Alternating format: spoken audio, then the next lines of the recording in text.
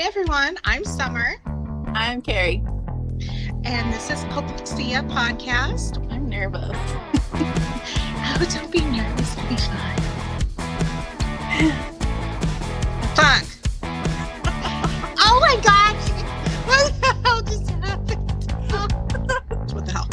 What is happening? Make sure you come back. We're going to do this bi-weekly. So make sure you come back to talk to us more about, sex, drugs, and self-improvement. Welcome back, everybody. We've been having technical difficulties for the last 27 minutes, but we survived. Always. We are survivors. Yes. And speaking of surviving, so the topic today, so we had talked in a previous episode about how one of the listeners had recommended that we read Adult Children of Emotionally immature parents. Thank you. And the author, the name of the author escapes me, but I will put that in. I will put that in the fucking hell. I can't even talk now. I'll put that in the description box. Oh my Lord. Okay. So since I cannot talk right now, so Carrie, so we both read it. I'm not read it. I totally mean listening to it because it was audiobook. But so what did you learn, Carrie? I'm not completely finished with it yet. I think I still have 2 chapters left. Okay, so you've gotten the bulk of it. Most of it. The last 2 chapters are really about figuring out how to set boundaries with them if you choose to keep them in your life. So you've got the overview on what's the behaviors and the types of people. Yeah. I've learned a lot about myself and right. all the people around me, more than I probably ever wanted to know. But it is nice to finally understand why people function the way that they do and the reasons why. It's been a lot. I've told pretty much everybody in my life to go read that book or listen to the book because I think it would help everybody. Especially right, because it talks about parents. Right. I mean, it talks about parents, but really once you see the behaviors, it can really help be applied in a lot of different areas because 100%. We all have these people in different facets of our life. 100%. I work at a psych hospital and I can see everything they talk about in this book reflected into all of the patients that I have. And I've only been there a couple hours since I started the book, but even just that small interaction helped change that small amount of time I was with them helped change the interactions that I had with the kids. Mm-hmm. Man, it helped a bunch. And I was telling somebody about it and I was trying to explain the book and the differences between internalizers and externalizers and the different types of parents out there that the book talks about. And now they're reading the book. I've gotten, I think, 4 people to order the book since I read it. I tweeted about it too, and I've seen at least 2 or 3 of my followers have now also made posts recommending it. So I'm like, oh, it's spreading. I made my roommate listen to the first chapter with me so that she would read the book too. And now she, the whole entire time, she was working on stuff and she would hear something and go, man, right? Oh my God, everything. Right.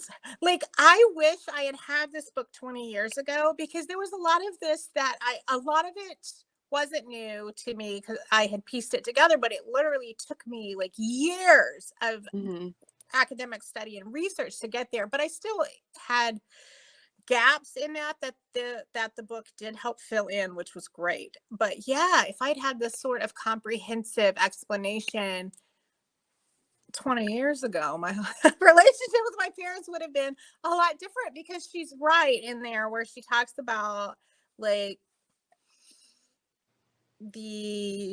how there's a tendency to think that there is a whole person inside there that you can reason with, and that if you can just reach them, then they will behave differently. And it took me a long time to understand that that's not the case, and that I had to just understand this is who they are and I have to meet them there. Yeah. I like listening to her talk about like the different kinds of parents. Like I think that she said there was like 4, I think. 4 primary types, yes. And I can see all 4 of those types, and like my mom and my grandparents and like everybody that had a hand in raising me, like I same them and those same people. Each of my parents was a type, and the 2 grandparents who helped raise me, so we had all 4 covered. Same. My mom, it's hard to like pinpoint like the specific types like as like a whole person, because like specifically like with my mom, I think she takes on characteristics of like all of them at different points and like different parts of her life. With me, she took on different parts, and it really helped me understand, because like I've known like my whole life that she's always treated me as more of a friend instead of a child. And it made so much sense. Like, right. why, after hearing them talk about that in the book. And I felt so validated and so like less, I don't even know like what the right word would be. Like it was so nice. Right. It's nice to be seen, and also it connects those dots. So it's a lot easier when you have an understanding of where those behaviors come from and things like that. Then you don't internalize it and like, oh, there's something wrong with me, or have that emotional reaction. It's a lot easier to just approach it objectively and figure out, especially for people that you are going to keep in your life, to figure out how to navigate that, instead of just like, why are they like this? Because, you know, we have those moments a lot, like, what the fuck? You know, yeah. And once you realize that you just can't change them, life actually gets a lot easier, because you can work, you know, actually deal with what you're working with. Yeah, I think it's gonna help me like a lot, because even though like I can tell people how to set their boundaries like all day long and like rationalize it and think logically about it, and I understand it, but putting it into practice is so difficult for me sometimes. And I think having this book and listening to it and being able to talk about it with you and like some of our other friends, like I think it's gonna really help me like set those boundaries in stone so that I don't move. Yes. I'm also going to be following up with Dr. Faith's book, Unfuck Your Boundaries. Again, I'm going to read that again to try to. I need to find my copy. So now this helps, you know, helps drive home the need for the boundaries, and then I'm going to have the guide for actually setting the boundaries, because I still struggle with keeping those boundaries, right? Because I guess that role that I played was always like taking care of people, and I over empathize, and I do sometimes allow my boundaries to be pushed back when I shouldn't. Same. Right. And so it's like, and sometimes it can happen multiple times before I realize, wait a second, you are allowing yourself to be mistreated here, and you shouldn't do that. So I'm getting better, but yeah. When you grow up without being allowed boundaries, it's really hard to learn to set them as an adult, because it doesn't come naturally. It's like an entirely intellectual process. It's so difficult. I think especially like growing up in like an evangelical household where like you are not allowed to have boundaries. Like usually I know in my house, like we weren't allowed to have boundaries. Like we weren't allowed to like have secrets or have things of our own. Like we had to tell everybody everything all the time, especially like our church leaders. Like There was no boundaries there. I actually have I have notes. That's why I'm looking over here off the screen. And that's one thing I have a note about is the is growing up in evangelicalism or any repressive religious institution, because yeah, a lot of these things, like the things like thinking they know what's right for other people, resenting people that think differently, which are actually things I never connected. These are a couple of the things that she filled in. Like I had never connected that those things like keeping things surface level and relating to people only as roles and not through connection. The black and white thinking. What was the last thing you heard? I can hear everything you're saying. It's just the screen freezing. Oh, sorry, y'all. So like, you know, the seeing things in black and white ways, I never connected that to the stunted emotional growth. But yeah, that is something, those things are things that are found in those religious institutions, in evangelicalism. So it not only, so it's like it's a dynamic cycle, right? Like it creates emotionally stunted people, but then it also provides shelter for and excuses for people who come in with these harmful behaviors. And so then that becomes okay, so what I said, so this sort of harmful religious environment helps create emotionally immature people, and also is appealing for those who are already emotionally stunted because it creates shelter and justification for their behaviors. And so it just keeps continuing that cycle, which continues to harm people. Always like the black and white thinking and like all of that, like I see it so much in like the kids that I work with, and most of the kids that I work with are going to be emotionally stunted if they can't make it through this process. And so understanding like where they're at, I think like me telling people and me being there with them and knowing like the kind of direction that they need to go in to get better, I think will help so much. Because like if somebody had done that for me as a kid, I think I probably would be a little bit more different instead of stuck in the constant cycle of being in the helper role. Like, because you're working on it, you will get there. You will get there. You will, I promise. It is just so very like childlike, like she says in the book, like it is very childlike to have that strict black and white thinking. And I never noticed it or thought about it either until reading this book, like how emotionally stunted like religion is. Like everything is black and white. Like this is bad, that's good. There's no in between, there's no middle ground. Right, those role-based religions that are, yeah, absolutely. Particularly the ones who think that the ones who think their way is the right way. Yeah, it's the right way. That's what I was hearing her talk about, the seeing things and the thinking they know what's right for everyone. Was like that. Okay, so that's like a hallmark of American Christianity. Well, I mean, American Christianity for the most part is evangelicalism. Yeah. I mean, Catholicism's separate, but they also think they know what's best for everybody. So they don't get a pass on this either. We will eventually do an episode about our deconstruction, but we ain't ready for that yet. Y'all, sorry. I've been trying to take notes for it, like, because I know we've talked about it. And it's just like so massive. I'm like, oh, how do we even do this? It's just it's been such a long journey, and I don't even know. Like we just have to like break it down to certain topics and shit. Like I do want to do an episode and rail against purity culture because it is fucked up. I do.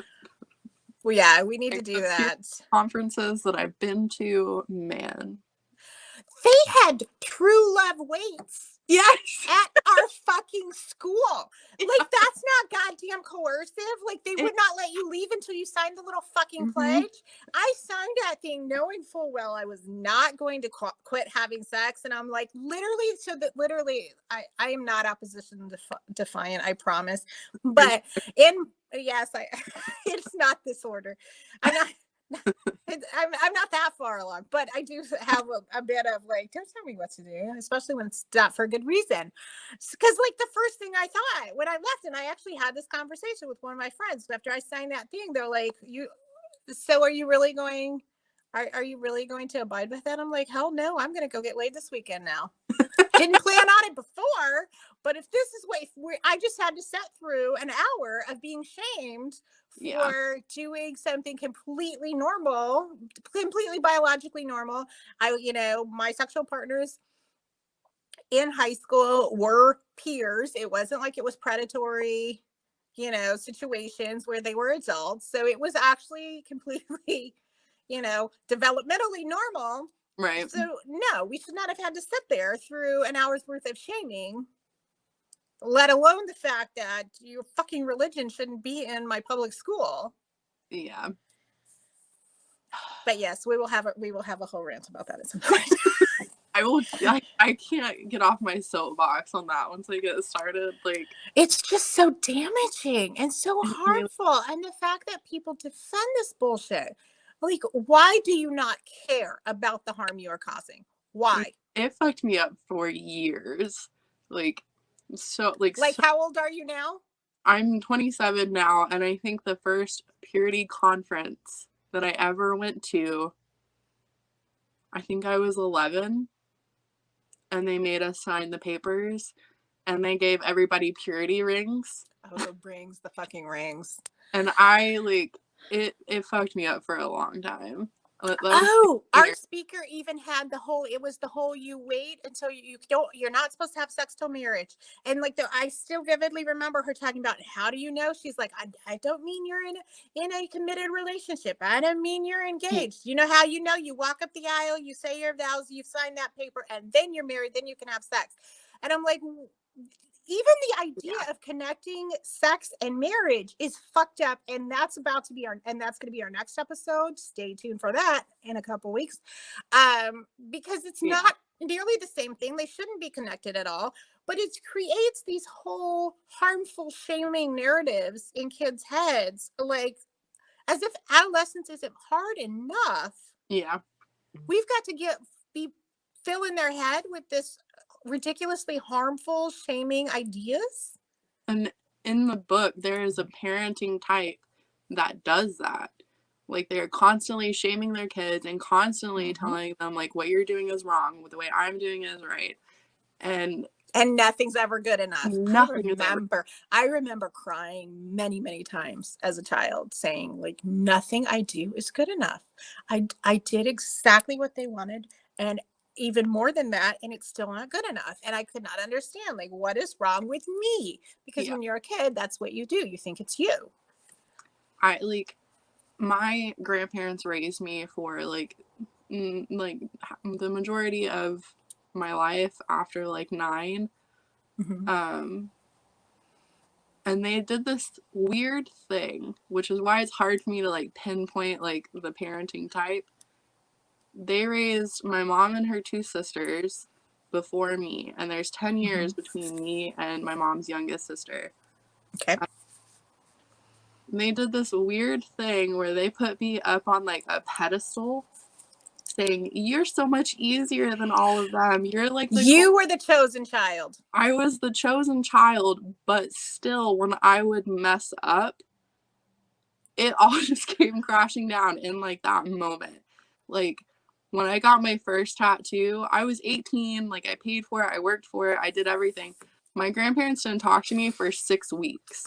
That makes it make so much sense on why they overreact, even when you do things that disappoint them, even if they're not bad or harmful things, even now, because you are stepping outside that role that they created for you in their head.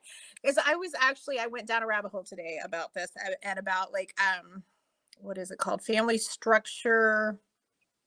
theory or whatever. Anyhow, that's basically the idea, is that these in dysfunctional families, everybody has a role. And if you step outside that role, they try to force you back in it because it makes them feel that anxiety, because of the emotional immaturity, like they can't handle that, which actually helped me understand, like when I started understanding this stuff and relating to my parents differently and stopped trying to get, and started having a more realistic relationship with them that didn't create that conflict, because I was the problem child. And I quote that because that's literally what my mother wrote about me in a letter to someone that I found as a child. Yeah, that was the phrase. I have never forgotten this, because I literally, normally when I found things that I knew I wasn't necessarily supposed to have, I wouldn't say a word, because like, you could get some sort of really terrible reaction. But I was so appalled by it that I actually, because it had like fallen out of a book or something, so it was just laying in the floor. And I was so appalled by it that I took it to her and asked her about it. And I'm like, your problem child? I'm the one who's like taking care of everything. But when I stopped engaging in the conflicts with them, then like it escalated them in some ways. And then suddenly my mother's like everything, which actually makes sense now. Like when, remember me talking about like the 2 times they did come up to visit me when I lived in the city, like she made it into a drama. And there were like different things. Like one time after my oldest son moved down here for his last year and a half of high school, because he needed a small, he needed a smaller school and stuff. Well, he had only been there for a couple months come tax return time, right?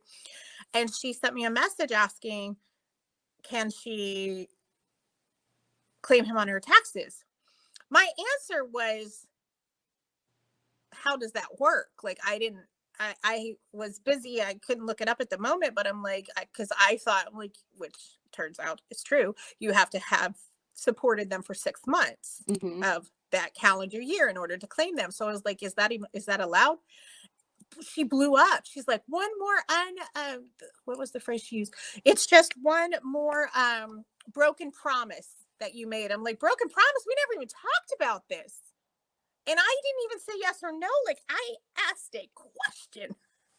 And so it was constantly things like that. And I didn't understand where they were coming from. But it makes sense now, because I was not in that role. And because they relate to roles and not through connection, they didn't know how to deal with that. Yeah, 100%. My mom is not quite like that. But like, since she always treated me like a friend instead of a child, we had to, when I forced her to look at me as her child, she didn't know how to deal with it. It was very chaotic. I don't even know what you do with that. I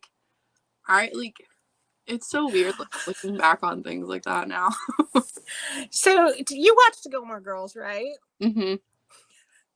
I think that those characters are like an amazing illustration of the things in this book. I agree. And I think we need to go do a dissection of examples on how the characters fit this in order to help people understand. Because even in ways where it doesn't look bad, like Lorelai and Rory's relationship looks good, but it's still that unhealthy enmeshment. It's still, she's using her daughter to fulfill, and she's got all these emotionally immature traits and all of this. And so that leads to all those conflicts and stuff. I think it would be a really great I think that illustration. Was so great for like a Twitter thread, like live reacting to different episodes and pointing the stuff out, or doing like a whole episode.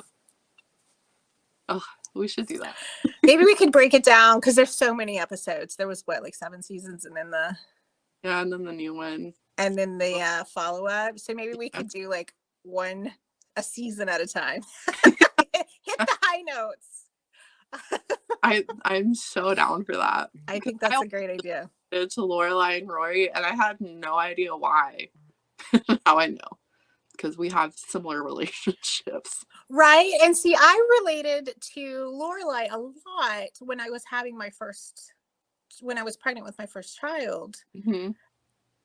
And I understand now because I was just starting my healing journey. So I was still very, very emotionally immature and trying to grapple with that and learn. And thank fucking God that I did, because I look at this, I'm like, man, because I look back and I say it a lot, like I don't even recognize that person anymore. But yeah, I think about how much different my kids' lives would be and our relationships would be if I hadn't done that work. Yeah. It's so, therapy is just wonderful. It is. And I Where would like to encourage people to, if you have access to therapy, and please don't assume that you don't have access. I understand not every, money is an issue for most of us, but there are also different outlets that are making, and different organizations that are trying to make it at least marginally accessible. There are different apps that you can utilize. There, if you are in a crisis, there are crisis lines. There are also, like, I know I've referred people to some of our free or low cost clinics that also do have some mental health services. So yes, it is limited and it is not perfect, but it still might be better than nothing, especially depending on your situation. So definitely look into it and see what your resources are, and what. Don't be afraid to. I know a lot of people are just afraid because they've never done it, and maybe most of their life, if they were raised in situations like us, they might have just heard lots and a barrage of negativity about it. Yeah, 100%. I mean, I know in our church, if you had mental health issues, it's a sin. Yeah. Literally, right? Like, to be depressed is a sin. If you have mental health issues, oh my God, schizophrenia was a fucking demon bothering you. You know how many churches I've heard that in? Yeah. 100%. You know how many goddamn exorcisms has been done on people who are mentally ill because they're hearing voices. It has to be the devil. I'm like pray it away. Or maybe, and right, like pray it away. It doesn't work, and you're just harming people. And I really wish we lived in a country where they would hold these institutions accountable for the harm that they cause to people, but we don't, unfortunately. I had a client in my social work who I don't know what her particular condition was, because she did not go to her evaluation, so we did not get a good diagnosis. She was hearing and seeing someone, but the reason she did not go to her evaluation was because her pastor came over and told her he was going to pray with her and it was going to make it all better. And there were demons in her house, and he was going to pray and cast them out, and then she wouldn't have a problem. And I'm like, thank you so much, because people spent a year convincing this woman to go get the help she needs, and you just undid that. And this is causing her a lot of distress in her life.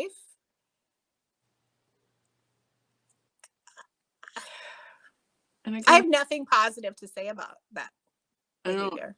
I don't either, because it all goes back once again to the parenting styles. You can see it in people and see how it all works and how it affects people as they grow up, and shit like that just pisses me off. Religion is fine, believe whatever you want to fucking believe in, I don't care, but if you're harming someone and affecting them in that kind of way, there's nothing good about what you believe in. Right. Religion is a personal thing. You Like, can believe it, you can live your life according to it, but don't project that onto other people. When you're going out trying to recruit people into your religion, when you're using that to prevent people from getting the help they need, all of those things you are harming, and you need to stop. yeah, I have a lot to say about that. Working right, We need to do an episode on that too. yes, I got some things to say about missionaries. Same. But I had an interview with a journalist the other day, and we ended up on a big tangent about missionaries. So I don't know how that's gonna go. So one thing that I did learn when the book, not to change the subject, but one thing I did learn that I did not, the social contagion, I did not know what the word was for that. Same. I'm so glad to finally have a label for that. Like, like for those who haven't read the book, go read the book. But basically the idea is they don't know how to communicate or express their emotions, so they act out in ways just to make other people feel what they're feeling. Yeah. And I've talked about that plenty of times, and I know the people who follow me on Twitter have seen me tweet about that several times in the last year, because I've recently come to realize that I was enabling people because I cared about them. They would come in and they would dump their emotions on me, but they never wanted to make active efforts to actually improve their lives or get out of their dysfunctional patterns. One of them in particular I can think of right now, I convinced her to go to therapy, because I'm like, this had been years, and I'm like, look, this is your pattern. Like, you need to, like, and you can see that it always ends badly. So, like, go to therapy and get this fixed. So she went, she got medication, and then she refused to go for the actual therapy to do the work, right, to fix. And so finally, so they'd come in and they'd use me as an outlet to make themselves feel better in the moment, but they're not going to put in the work to actually improve. And, I get upset for them and try to help because I care about them, and because I fucking over empathize because I have no boundaries, and that's how I was raised. Yeah.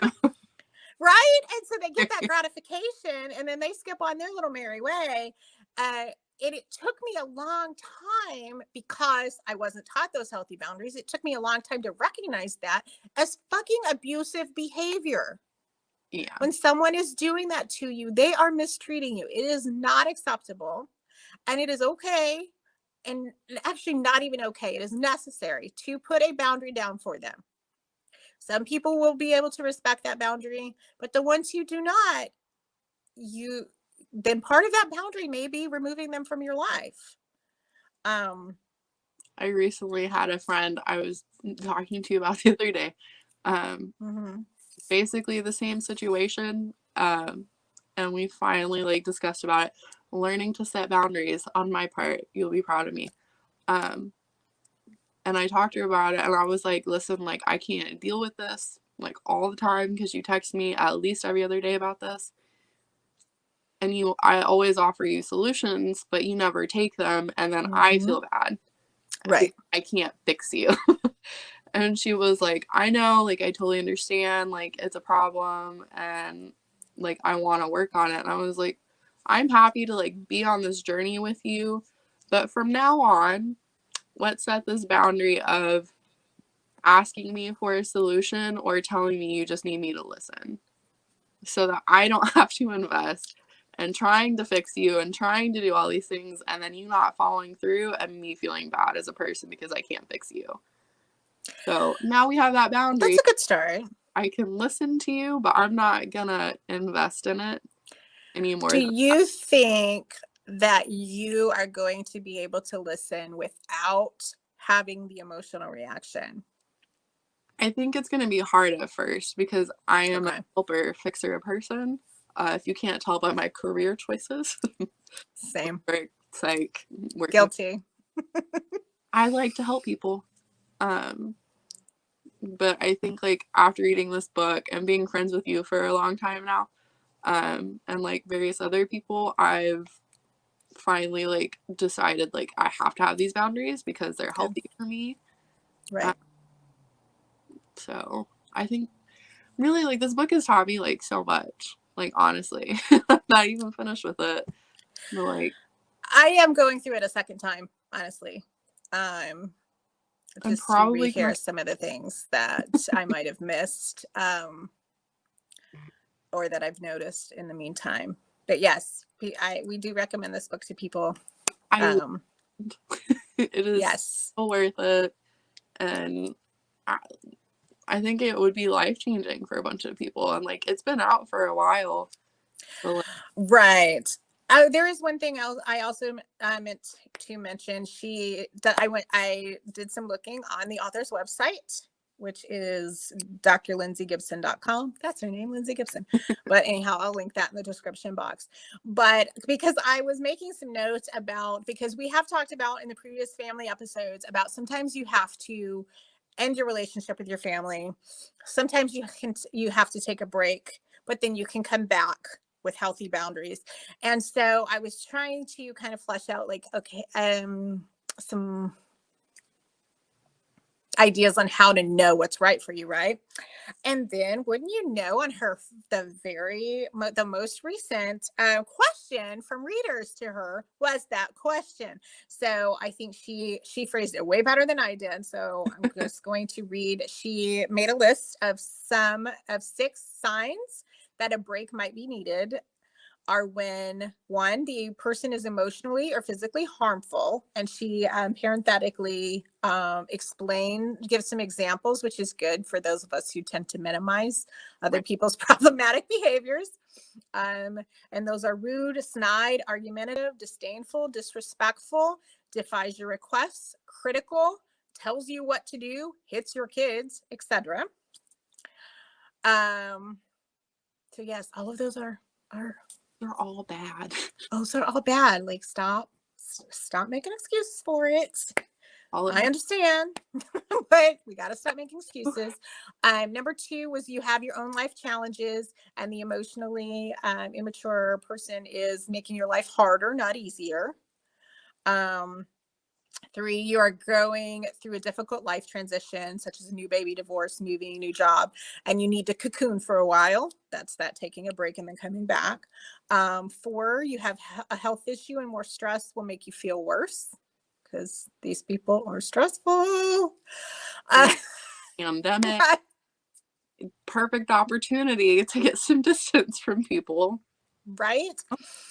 Number 5, you are trying to understand yourself, and you need some private time to get perspective, which is what I did. I put a lot of distance. I didn't stop communicating entirely with my family, but I did put a lot of distance while I was doing my most intense trauma healing work, because it doesn't help to have somebody constantly triggering that while you're trying to do the work on it, because you're already in a very vulnerable place. And then number 6, people you love, such as children, partners, and friends, don't want to be around the emotionally immature person, and neither do you. And I think that's important, and neither do you, because that eliminates the possibility of that one being able to be twisted by, like, someone who's trying to isolate you instead of it actually being based on a healthy thing. So yeah, the change can be temporary or permanent, but that decision is up to you. But assert your boundaries. It's very important. Assert your boundaries. And if they try to get you to negotiate your boundaries, recognize that for what it is. If you try to reconnect and they attempt to go back into the old patterns, you may want to limit contact or remove it, depending on how severe and the impact it's having on you. And Carrie and I give you permission to do that. Yes, all the permission in the world to cut those people out. Don't forget to like and subscribe to the channel. And if you want to make sure you don't miss any of the uploads, be sure to turn on those notifications so you will know as soon as those go up. Also, like us on social media at Hypoxia Podcast, or the easiest way is to go to our website, hypoxia.com. That's HOPOKSIA.com. And the links to all the socials and all the podcast feeds are right there. And we just want to thank you all for sharing your time with us, hanging out with us, and we hope to spend more time with you in the future.